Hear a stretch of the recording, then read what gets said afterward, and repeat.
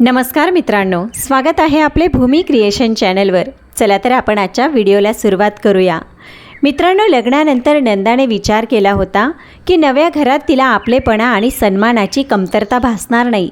पण तिला काय माहीत होते की ह्याच घरात तिची जेठानी शालू तिला सून नव्हे तर आपली नोकराणी समजत होती। सकाळपासून रात्रीपर्यंत नंदा घरातील सगळी कामं करत, तरीही शालूच्या तोंडून फक्त टोमणेच निघत। तुला तर आमच्या घराने आसरा दिला आहे, एवढं तर करावंच लागेल। नंदा सगळं सहन करत राहिली, कारण तिला घर तोडायचं नव्हतं। पण एके दिवशी शालूने संपूर्ण कुटुंबासमोर नंदावर असा आरोप केला की सगळ्यांच्या नजरेत ती चोर ठरली। नंदाने त्या दिवशी पहिल्यांदा आपलं डोकं वर केलं आणि फक्त एवढंच म्हटलं, ताई, आजपर्यंत तुम्ही मला कमजोर समजून खूप मोठी चूक केली आहे। आता सत्य समोर येईल। पण कोणालाच अंदाज नव्हता की नंदाकडे असा कोणता पुरावा होता जो संपूर्ण कुटुंबाची विचारसरणी बदलून टाकणार होता। मित्रांनो, तुम्ही ही कथा कुठून पाहत आहात कृपया कॉमेंटमध्ये नक्की सांगा। चॅनलवर नवीन असाल तर व्हिडिओला लाईक आणि चॅनलला सबस्क्राईब अवश्य करा। नंदाचं लग्न राघवशी होऊन अजून कसंबसं 8 महिने झाले होते, पण तिला वाटत होतं जणू या घरात राहता राहता अनेक वर्ष निघून गेली आहेत। लग्नाच्या वेळी तिने विचार केला होता की सासरी सासू चंदा, हरिराव आणि जेठ देवेंद्र तसंच जेठानी शालू तिची साथ देतील। शेवटी कुटुंब मोठं होतं आणि घरात सगळे एकमेकांची काळजी घेत होते। पण काही दिवसातच तिच्या सगळ्या अपेक्षा धुळीस मिळाल्या। शालूला माहीत नाही का, पण नंदाचं घरात असणं खटकत होतं। सकाळी सूर्य उगवण्यापूर्वी नंदा उठत असे, अंगणात झाडू मारत, चुलीवर चहा ठेवत, नाश्ता बनवत, सगळ्यांचे कपडे धुवत असे आणि मग दुपारच्या जेवणाची तयारीला लागत असे। तर शालू आरामात आपल्या खोलीत बसून मोबाईल चालवत राहायची। नंदा कधी थकून 5 मिनिटे बसली तर शालू लगेच टोमणा मारायची, अगं नंदा, माहेरीही अशीच आराम करायचीस का? या घरात काम आपोआप होत नाही। नंदा गप्पच उठायची आणि कामाला लागायची। तिला सर्वात जास्त दुःख तेव्हा व्हायचं जेव्हा शालू घरातील इतर लोकांसमोर तिला कमी लेखण्याची एकही संधी सोडत नसे। एके दिवशी दुपारी नंदा स्वयंपाकघरात पोळ्या भाजत होती। गरम तव्याच्या वाफेमुळे तिचा चेहरा घामाने भिजला होता। तेवढ्यात शालू खोलीतून बाहेर आली आणि म्हणाली, पाहुणे येणार आहेत, मिठाईही बनवायची आहे आणि संध्याकाळच्या चहासोबत भजीही हवी। नंदाने हळूच म्हटलं, ताई, आता जेवण बनत आहे, थोडा वेळ लागेल। शालूने तिरक्या नजरेने तिच्याकडे पाहिलं आणि हसत म्हणाली, वेळ तर तुझ्याकडे खूप आहे, तुला काय कामं आहेत ग? नंदाचं मन तुटलं, पण तिने उत्तर दिलं नाही। तेवढ्यात सासू चंदा तिथे आल्या आणि शालूचं बोलणं ऐकून म्हणाल्या, मोठी सून बरोबरच तर म्हणत आहे, धाकट्या सुनेने घराच्या कामात मन लावायला हवं। नंदाने फक्त मान खाली घातली। संध्याकाळी राघव घरी परत आला तेव्हा नंदाने त्याला काही सांगण्याचा प्रयत्न केला, पण राघवने थकव्याचं कारण देऊन विषय टाळला। नंदा त्या रात्री उशिरापर्यंत गच्चीवर बसून विचार करत राहिली की खरंच सुनेचा अर्थ फक्त काम करणं आणि सगळ्यांचं बोलणं सहन करणं एवढाच असतो का? एवढ्या रात्रीपर्यंत गच्चीवर बसून काय विचार करतीयेस? नंदाने मागे वळून पाहिलं तर शालू तिथे उभी होती। तिने हसून म्हटलं, काही नाही ताई। शालू तिच्याजवळ आली आणि हळू आवाजात म्हटली, एक गोष्ट कान उघडे ठेवून ऐकून घे नंदा, या घरात माझ्या मर्जीशिवाय काहीही होत नाही। तू जितक्या लवकर ही गोष्ट समजून घेशील तितकं तुझ्यासाठी चांगलं राहील। नंदाने पहिल्यांदा तिच्या डोळ्यात डोळे घालून पाहिलं, पण काही बोलली नाही। शालू निघून गेली, पण त्या रात्री नंदाच्या मनात काहीतरी बदललं। तिला पहिल्यांदा जाणवलं की गप्प राहणं तिचा चांगुलपणा नसून शालूची ताकद वाढत आहे। काही दिवसांनी घरात हरीश रावांचे जुने मित्र आपल्या कुटुंबासह येणार होते। सासू चंदाने नंदाला सकाळपासूनच कामाला लावलं। नंदाने संपूर्ण घराची साफसफाई केली, पाहुण्यांसाठी जेवण बनवलं आणि दुपारपर्यंत स्वयंपाकघरात ती उभी राहिली। दुसरीकडे शालूने नवी साडी नेसून तयारी केली आणि पाहुण्यांसमोर बसून अशी वागू लागली जणू घराची सगळी जबाबदारी तिच्याच खांद्यावर आहे। नंदा सगळं पाहत होती, पण गप्प होती। तेवढ्यात संध्याकाळी चंदाताईंनी आपली कपाट उघडली तर त्यांचा सोन्याचा जुना कंगन गायब होता। संपूर्ण घरात गोंधळ उडाला। चंदा घाबरून म्हणाल्या, माझं कंगन कुठे आहे? मी तर इथेच ठेवलं होतं। शालू लगेच पुढे आली आणि म्हणाली, आई, तुम्ही नंदाला तर कपाटाच्या खोलीत पाठवलं होतं ना? नंदाच्या हातून पाण्याचा ग्लास सुटता सुटता वाचला. ती म्हणाली, ताई, मी तिथे कपडे ठेवायला गेले होते, पण कपाटाला हातसुद्धा लावला नाही.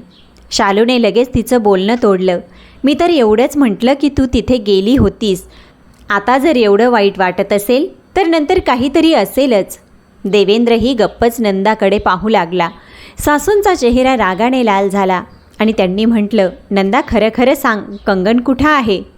नंदाच्या डोळ्यात अश्रू आले. ती म्हणाली, आई, मी काही घेतले नाही. तेवढ्यात शालूने खोलीच्या कोपऱ्यात ठेवलेली नंदाची कपड्यांची बॅग उचलली आणि म्हणाली, जर तू घेतले नाहीस तर या बॅगेत पाहिल्याने काय नुकसान आहे? नंदाने थांबवण्याचा प्रयत्न केला, पण शालूने सगळ्यांसमोर बॅग उघडली. कपड्यांच्या खाली तेच सोन्याचे कंगन पडले होते. संपूर्ण खोलीत शांतता पसरली.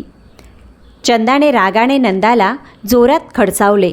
राघवही स्तब्ध उभा होता. नंदाच्या पायाखालची जमीन सरकली. तिने थरथरत्या आवाज म्हटलं, राघव, तू तर माझ्यावर विश्वास ठेवशील ना? राघव काही बोलू शकण्याआधीच शालू म्हणाली, विश्वास त्याच्या जागी, पण पुरावा तर समोर आहे. नंदाने कंगनकडे पाहिलं आणि मग शालूच्या चेहऱ्याकडे. त्या क्षणी तिचे अश्रू अचानक थांबले. तिने शांत आवाजात म्हटलं, ठीक आहे, आज मी गप्प राहीन, पण लक्षात ठेवा, ताई, खोट्याचे आयुष्य जास्त नसते. शालू हसली. जणू तिला खात्री होती की नंदा कधीच काही करू शकणार नाही. पण तिला हे माहीत नव्हते की त्याच संध्याकाळी नंदाने एक अशी गोष्ट पाहिली होती जी या संपूर्ण खेळाची पहिली कडी ठरणार होती. आता नंदाने ठरवले होते की ती रडून नाही तर पुराव्यासह उत्तर देईल. त्या रात्री नंदा आपल्या खोलीत बसली होती आणि तिच्या डोळ्यातून अश्रू सतत वाहत होते. पण यावेळी तिच्या अश्रूंमध्ये असहाय्यतापेक्षा जास्त राग होता.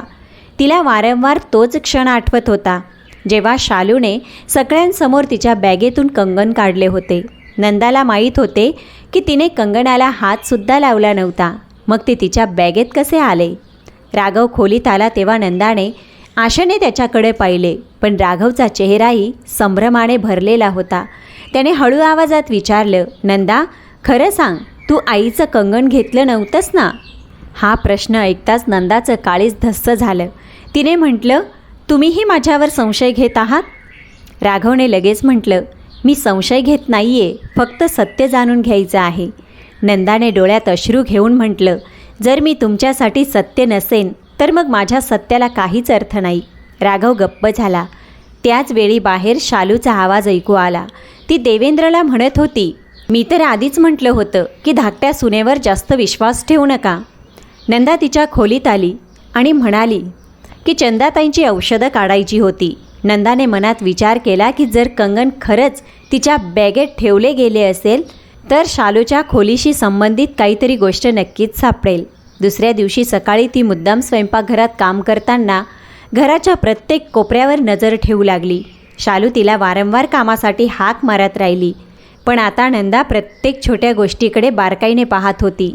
दुपारी शालू बाजारात जाण्यासाठी निघाली तेव्हा तिचा मोबाईल टेबलावरच राहून गेला. तेवढ्यात फोनवर एक मेसेज आला. नंदाने मुद्दाम फोन उचलला नाही, पण स्क्रीनवर दिसलेले काही शब्द तिच्या नजरेत आले. काम झाले, आता पुढचे पाऊल कधी? नंदाचे काळीज धस्स झाले. हा मेसेज कोणाचा होता आणि कोणत्या कामाबद्दल बोलले जात होते हे तिला समजले नाही. थोड्या वेळाने शालू परत आली आणि फोन उचलून लगेच मेसेज पाहू लागली. नंदाने दुरून तिचा चेहरा पाहिला. शालूने मेसेज वाचताच फोन लॉक केला आणि इकडे तिकडे पाहू लागली. नंदाला समजले की नक्कीच काहीतरी गडबड आहे. त्याच संध्याकाळी नंदाने तिची छोटीशी जुनी डायरी काढली आणि त्यात प्रत्येक घटनेची वेळ लिहायला सुरुवात केली. कोणत्या वेळी शालू कुठे गेली, कोणी काय म्हटलं आणि कोण कोणत्या खोलीत होते हे सगळं ती लिहित होती. आता नंदा भावनांनी नाही तर बुद्धीने खेळ खेळणार होती. रात्री तिने राघवला काहीही सांगितले नाही, कारण तिला भीती होती जर तिने पुराव्याशिवाय शालूवर आरोप केला तर उलट तिलाच दोषी ठरवले जाईल. तिने मनाशी ठरवले की यावेळी ती आपल्या सन्मानाची लढाई शांतपणे लढेल. पण दुसऱ्या दिवशी सकाळी जे झाले त्याने नंदाला हादरवून सोडले. शालूने संपूर्ण कुटुंबासमोर आणखी एक असा आरोप केला ज्यामुळे नंदाच्या आयुष्यातील सर्वात मोठे गुपित उघड होणार होते. दुसऱ्या सकाळी नंदा नेहमीप्रमाणे स्वयंपाकघरात काम करत होती की शालू अचानक तिथे आली आणि म्हणाली, नंदा, आईंच्या खोलीतील पैसे गायब आहेत. नंदाने चकित होऊन विचारलं. शालूने लगेच म्हटलं, काल कंगन तुझ्या बॅगेतून सापडलं आणि आज पैसेही गायब आहेत. तर गोष्ट स्पष्ट आहे. नंदाने पहिल्यांदा मोठ्या आवाजात म्हटलं. बस झालं ताई, प्रत्येक चोरीचा आरोप माझ्यावर करणे बंद करा. तिचा आवाज ऐकून चंदाताई, हरेशराव आणि देवेंद्र तसंच राघव सगळे तिथं आले. शालूने निरागस बनण्याचा प्रयत्न करत म्हटलं, मी तर फक्त इतकेच म्हटले की पैसे सापडत नाही आहेत. पण नंदा इतकी घाबरून का जात आहे? नंदाला समजले की शालू मुद्दाम तिला चिडवत आहे. तिने स्वतःला शांत केलं आणि म्हणाली, आई, तुमच्या खोलीत पैसे शेवटचे कधी होते? चंदाताईंनी सांगितले की रात्री त्यांनी पैसे आपल्या पेटीत ठेवले होते. नंदाने विचारलं, आणि त्या खोलीत काल रात्री कोण कोण गेलं होतं? शालूने लगेच म्हटलं, तू गेली होतीस? नंदा हसली आणि म्हणाली, हो, पण तुमच्यासोबत. हे ऐकताच शालू काही क्षण गप्प झाली. नंदा पुढे म्हणाली, काल रात्री आईंची औषधं काढायला मी एकटी गेले नव्हते, तुम्ही माझ्यासोबत होतात. शालू म्हणाली, तर याचा अर्थ काय झाला? नंदा म्हणाली, म्हणजे हे की जर खोलीतून काही गायब झाले असेल तर फक्त माझ्यावर संशय घेणे चुकीचे आहे. हरेशराव यांनी पहिल्यांदा नंदाकडे लक्षपूर्वक पाहिलं. त्यांनी विचारलं, तुझ्याकडे काही पुरावा आहे नंदा? ती म्हणाली, आता पूर्ण नाही, पण लवकरच असेल. शालू हसली आणि म्हणाली, पाहिलं ताई, चूक करणारे नेहमी अशाच गोष्टी करतात. नंदाने काही उत्तर दिलं नाही. दुपारी शालू आपल्या खोलीत गेली तेव्हा तिने पाहिलं की ती तोच फोन घेऊन घराच्या मागच्या बाजूला जात होती. नंदाही शांतपणे काही अंतरावरून तिच्या मागे गेली. तिथे शालू एका अनोळखी माणसाला भेटली. नंदाने झाडाच्या आडून त्यांचे बोलणे ऐकले. तो माणूस म्हणत होता, तू जसं सांगितलं होतंस तसं केलं. आता ती घरातून निघेल तर पुढचा मार्ग मोकळा होईल. शालूने हळू आवाजात म्हटलं, अजून थोडी वाट पहा, त्यानंतर या घरात माझंच राज्य असेल. नंदाच्या पायाखालची जमीनच सरकली. आता तिला खात्री होती की बांगड्या आणि पैशांचे प्रकरण काही साधी गोष्ट नव्हती. पण तेवढ्यात तिचा पाय सुकलेल्या फांदीवर पडला आणि मोठा आवाज झाला. शालूने मागे वळून पाहिलं. नंदा लगेच तिथून पळाली, पण शालूने तिला पाहिलं होतं. त्या संध्याकाळी शालू नंदाच्या खोलीत आली आणि दरवाजा बंद करून म्हटली, तुझे ऐकलेस ते विसरून जा, नाहीतर पुढचा आरोप चोरीचा नसेल.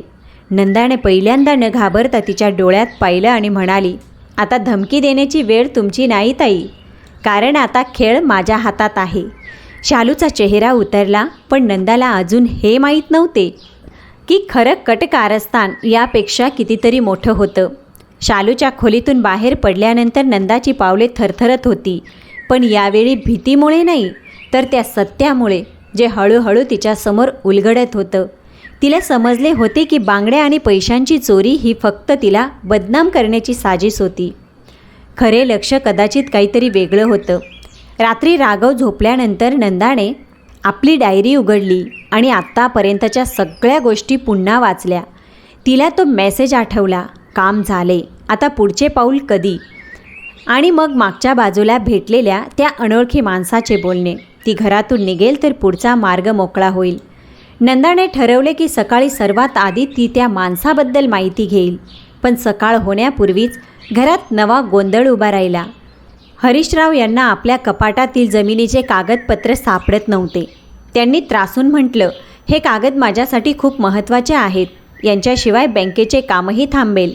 शालूने लगेच नंदाकडे पाहून म्हटलं, बाबा, तुम्ही कागद कुठेतरी ठेवले असतील, पण जर कोणी तुमच्या खोलीत न विचारता प्रवेश केला असेल तर?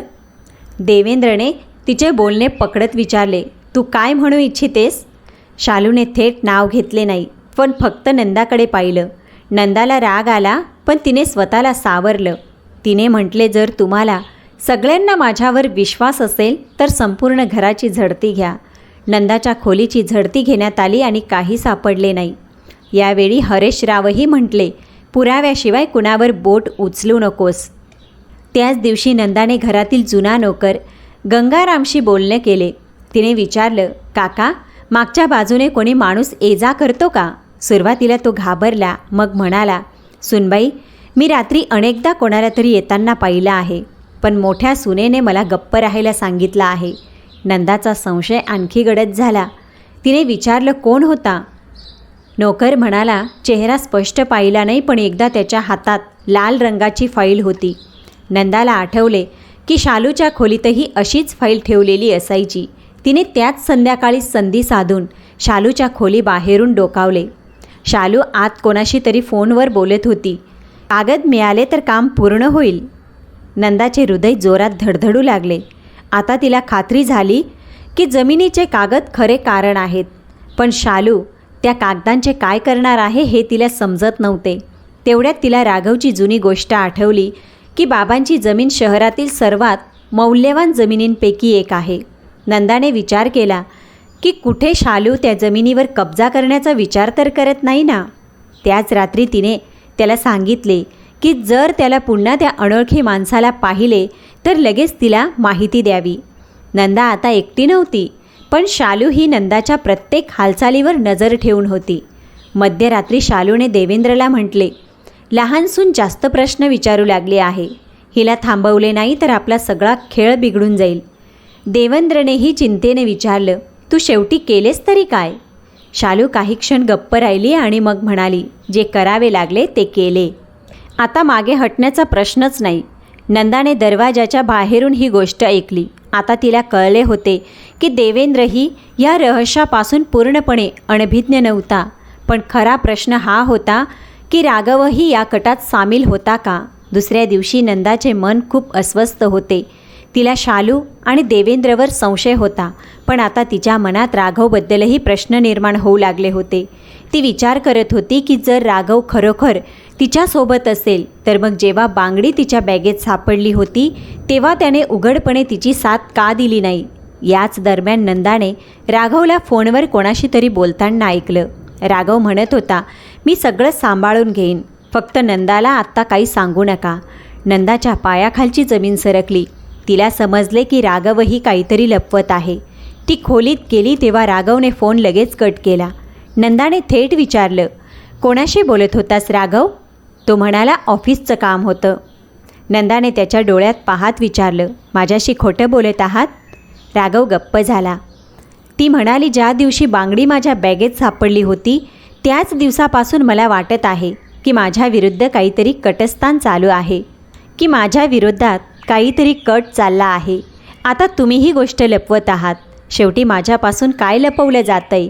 राघव काही बोलण्याचा प्रयत्न करत होता, पण तेवढ्यात शालूने बाहेरून हाक मारली. नंदाने त्या क्षणी आणखी कोणताही प्रश्न केला नाही. तिने ठरवले की आता ती स्वतः सत्य शोधेल. दुपारी राघव घरातून बाहेर पडला तेव्हा नंदाने काही अंतरावरून त्याचा पाठलाग केला. राघव शहराच्या जुन्या बाजारातील एक छोट्या वकिलाच्या कार्यालयात गेला. नंदा बाहेर उभी राहिली. जवळपास अर्धा तासानंतर राघव बाहेर आला आणि त्याच्या हातात एक बंद लिफाफा होता. नंदाने विचार केला की कदाचित हेच ते रहस्य आहे जे तिच्यापासून लपवलं जात आहे. रात्री राघव झोपल्यानंतर नंदाने तो लिफाफा शोधण्याचा प्रयत्न केला, पण तो तिला सापडला नाही. दुसऱ्या दिवशी अचानक हरेश रावांची तब्येत बिघडली. घरात गोंधळ उडाला. डॉक्टरांनी सांगितलं की त्यांना अजिबात ताण देऊ नका. त्याच वेळी शालूने नंदाला म्हटलं, पाहिलंस तुझ्यामुळे घरचं वातावरण किती खराब झालं आहे? नंदाने यावेळी कोणतेही उत्तर दिले नाही. ती थेट हरीश रावांच्या खोलीत गेली आणि त्यांच्या जवळ बसली. वृद्ध सासऱ्यांनी तिचा हात धरून म्हटलं, मुली, मला माहीत आहे तू तशी नाहीस जशी लोक तुला समजत आहे. नंदाच्या डोळ्यात अश्रू आले. हरीशराव हळू आवाजात म्हणाले, काही गोष्टी आहेत ज्या मला तुला योग्य वेळी सांगायच्या होत्या, पण आता कदाचित उशीर होत आहे. नंदाने विचारले, बाबा, कोणत्या गोष्टी? हरीशरावांनी उशी खालून एक छोटी चावी काढली आणि तिच्या हातात ठेवत म्हटलं, ही आमच्या जुन्या स्टोअरची चावी आहे. तिथे अशी एक गोष्ट ठेवली आहे जी तुला या घराचं खरं सत्य दाखवेल. नंदा चकित झाली. त्याच रात्री ती गुपचूप जुन्या स्टोअरमध्ये पोहोचली. खोलीत धूळ आणि जुन्या सामानाच्या मध्ये तिला लोखंडी संदूक दिसला. तिने चावी लावली आणि संदूक उघडलं. आत जमिनीचे कागद नव्हते, तर अनेक जुनी कागदपत्रे आणि एक जुना मोबाईल ठेवलेला होता. मोबाईलमध्ये फक्त एक व्हिडिओ होता. नंदाने व्हिडिओ सुरू केला आणि स्क्रीनवर जो चेहरा दिसला तो पाहून तिच्या हातातून मोबाईल जवळजवळ खाली पडला. कारण त्या व्हिडिओमध्ये शालू एकटी नव्हती, तर तिच्यासोबत तोच माणूस होता ज्याला नंदाने मागच्या अंगणात पाहिले होते. आणि मग व्हिडिओमध्ये अशी एक गोष्ट सांगितली गेली ज्याने नंदाला पूर्णपणे हादरवून सोडले. तिने थरथरत्या हातांनी जुना व्हिडिओ पुन्हा सुरू केला. खोलीत अंधार होता आणि मोबाईलचा मंद प्रकाश तिच्या चेहऱ्यावर पडत होता. व्हिडिओमध्ये शालू त्याच अनोळखी माणसासमोर बसली होती. तो माणूस म्हणाला, जर हरीश रावांनी जमिनीच्या कागदावर स्वाक्षरी केली तर सगळं काही आपल्या नावावर होईल. शालू मंद आवाजात म्हटली, स्वाक्षरी करून घेण्यासाठी आधी नंदाला घरातून दूर करणं गरजेचं आहे, कारण ती बाबांची खूप लाडकी आहे. नंदाचा श्वास जणू अडकून राहिला. मग माणसाने विचारलं, पण तिला चोरीच्या आरोपात अडकवल्यानंतरही जर ती गेली नाही तर? शालू म्हणाली, मग दुसरा मार्ग अवलंबू. व्हिडिओ तिथेच थांबला. नंदाच्या डोळ्यांसमोर अंधार पसरला. आता तिला समजले होते की बांगडी तिच्या बॅगेत मुद्दाम ठेवण्यात आली होती.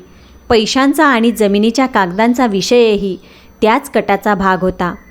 पण सर्वात मोठा प्रश्न अजूनही राघवच होता. जर राघव या सगळ्यांच्या विरोधात होता तर तो वकिलाकडे का गेला? नंदाने तो मोबाईल आपल्याजवळ सुरक्षित ठेवला आणि सकाळ होताच राघवशी बोलण्याचा प्रयत्न केला. सकाळी राघव खोलीत आला तेव्हा नंदाने थेट विचारलं, तू वकिलाकडे का गेला होतास? राघव काही क्षण गप्प राहिला. मग तो म्हणाला, तू माझा पाठलाग करत होतीस? ती म्हणाली, जर तू मला खरं सांगितलं असतंस तर मला पाठलाग करण्याची गरज पडली नसती. राघवने दीर्घ श्वास घेतला आणि म्हणाला, नंदा, मी तुला वाचवण्याचा प्रयत्न करत होतो. नंदाने लगेच विचारलं, मग माझ्यापासून का लपवलेस? राघवने सांगितलं की काही काळापूर्वीच त्याला शालूच्या कृत्यांवर संशय आला होता. त्याने गपचूप वकिलाचा सल्ला घेतला, जेणेकरून बाबांची जमीन कोणत्याही फसवणुकीपासून वाचवता येईल. पण ठोस पुराव्याशिवाय कुटुंबात गोंधळ घालायचा नव्हता. नंदाने सुटकेचा श्वास घेतला, पण तिने व्हिडिओ अजूनही राघवला दाखवला नाही. राघवला खरंच किती माहीत आहे हे तिला पाहायचे होते. तेवढ्यात राघव म्हणाला, मला वाटतं शालू एकटी नाही, देवेंद्रही कदाचित तिच्या दबावाखाली आहे. नंदाने विचारलं, तुला हे कसं कळलं? राघव म्हणाला, त्याला वकिलाकडून कळले होते की जमिनीच्या कागदांची बनावटी प्रत तयार करण्याचा प्रयत्न केला गेला आहे. आता दोघांनी मिळून सत्य समोर आणण्याचा निर्णय घेतला. त्यांनी ठरवलं की शालूला त्यांचे रहस्य उघड झाले आहे याची जाणीव होऊ देणार नाहीत.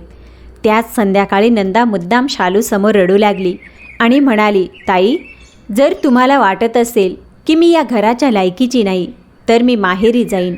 शालूच्या चेहऱ्यावर लपलेला आनंद नंदाने स्पष्ट पाहिला. शालूने लगेचच म्हटलं, कदाचित हेच योग्य राहील. नंदाने मान खाली घातली आणि खोलीत निघून गेली. शालूला समजले की तिची चाल यशस्वी झाली आहे, पण तिला काय माहीत होते की नंदा बाहेर जाण्याची तयारी करत नव्हती, तर तिच्या संपूर्ण खेळाचा पर्दाफाश करण्याची तयारी करत होती. दुसऱ्या दिवशी नंदाने मुद्दाम संपूर्ण घरात ही गोष्ट पसरवली की ती दुसऱ्या दिवशी माहेरी जाणार आहे. शालूच्या चेहऱ्यावरचा आनंद स्पष्ट दिसत होता. तिने लगेचच आपल्या एका माणसाला फोन करून म्हटलं, आता रस्ता मोकळा आहे, उद्या रात्रीपर्यंत कागद तयार करून घे. नंदाने हे ऐकलं आणि राघवला सगळं सांगितलं.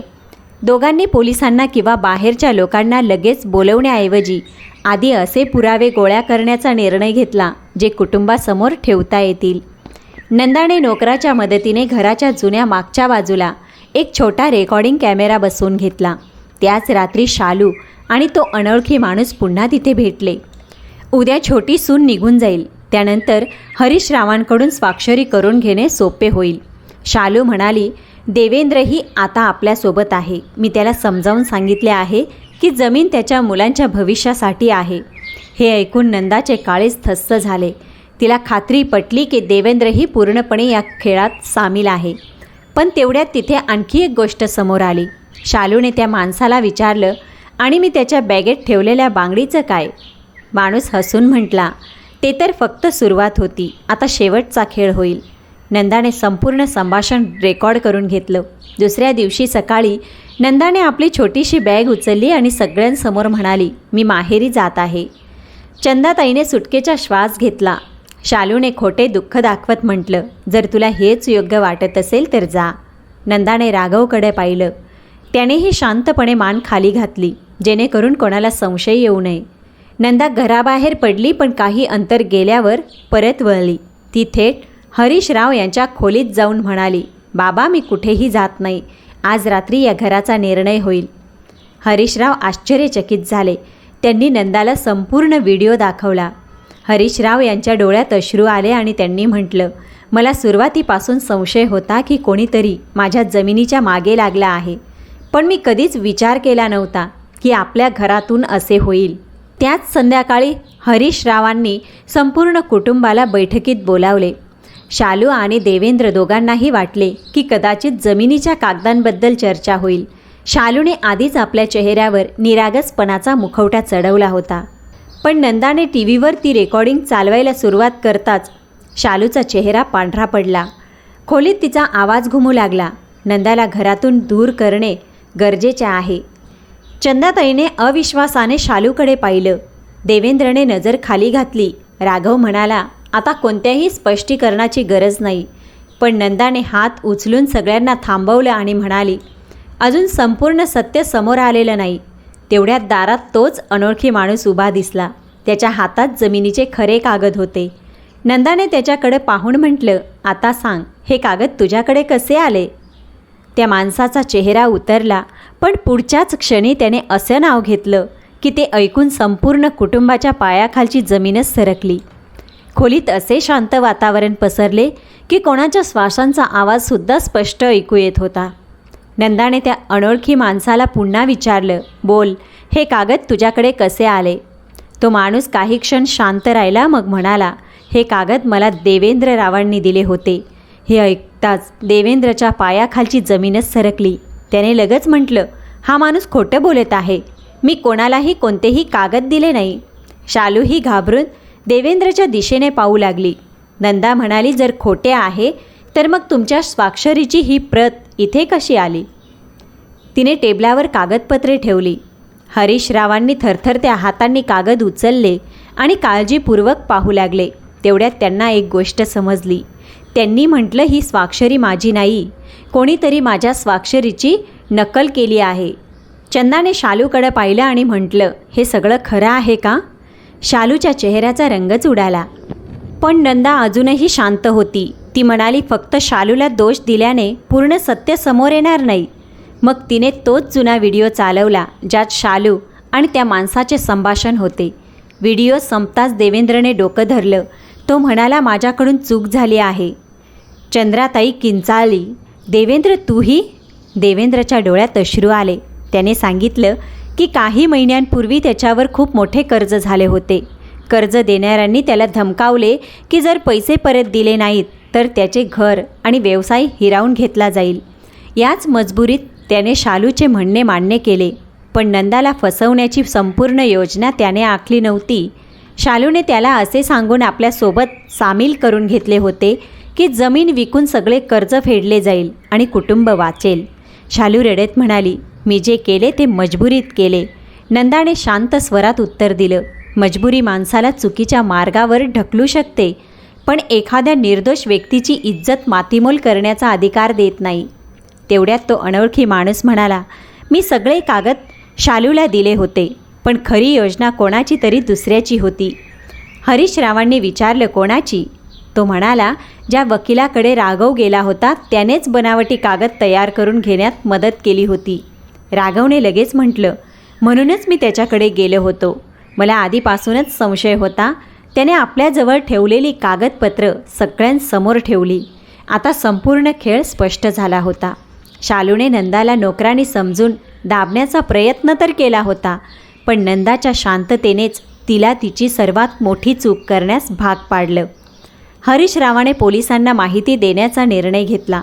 शालू आणि देवेंद्र दोघांकडूनही त्यांच्या कृत्याचा जाब मागण्यात आला.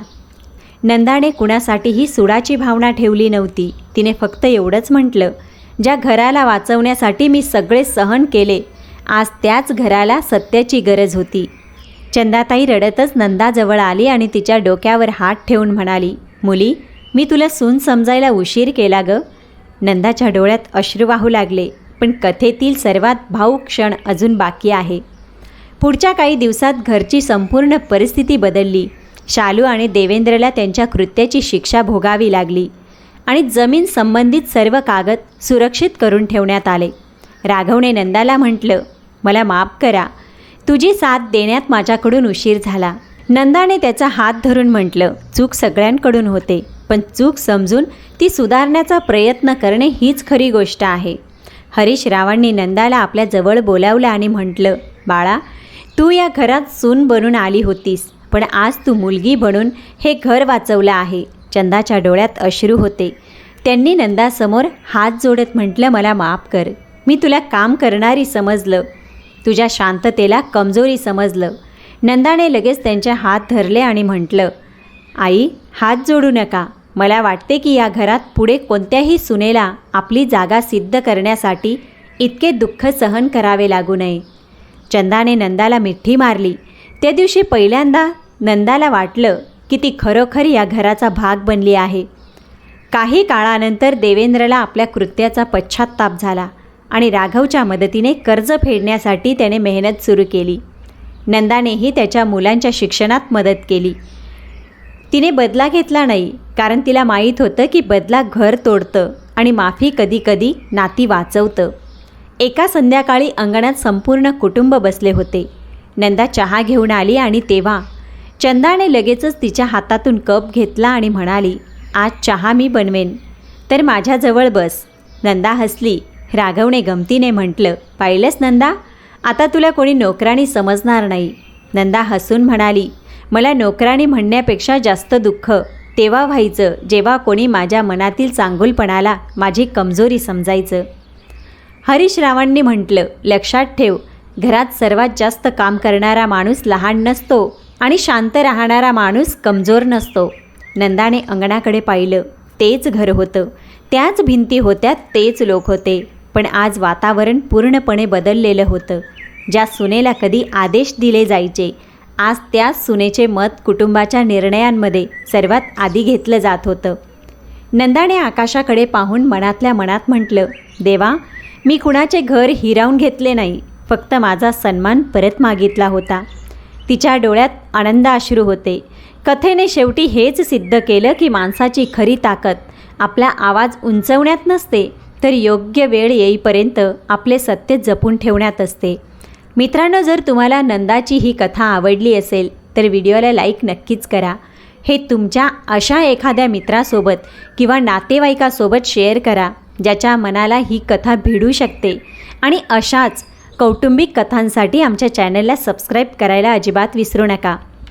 प्रेक्षक मित्रांनो, आता तुम्ही सांगा, जर तुम्ही नंदाच्या जागी असता तर इतका सगळा अपमान सहन केल्यानंतरही त्या कुटुंबाला माफ केलं असतं का? आणि नंदाने योग्य वेळी पलटवार करून योग्य केलं का? तुमचं मत कॉमेंटमध्ये मांडायला विसरू नका. चला तर प्रेक्षक मित्रांनो, भेटूया पुढच्या कथेसोबत. तोपर्यंत काळजी घ्या.